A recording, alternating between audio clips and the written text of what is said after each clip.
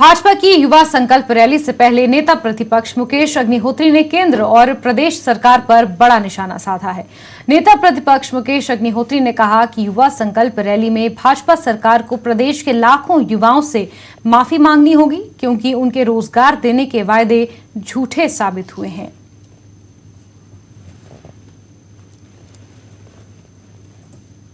और हिमाचल प्रदेश में खास तौर पे जयराम की सरकार, इन्होंने हिमाचल प्रदेश के युवाओं के साथ जो धोखा किया है, जो फ्रेब किया है, हिमाचल प्रदेश के में पहली दफा नौकरियां बिकी हैं। हिमाचल प्रदेश में पहली दफा नौकरियां नीलाम हुई हैं। और आपके सामने है कि पुलिस की भर्ती हुई। पुलिस की भर्ती के लिए 2 लाख लोगों ने सिपाही बनने का संकल्प लिया, एग्जाम देने के लिए आए, लेकिन पर्चा बिक गया, पर्चा नीलाम हो गया।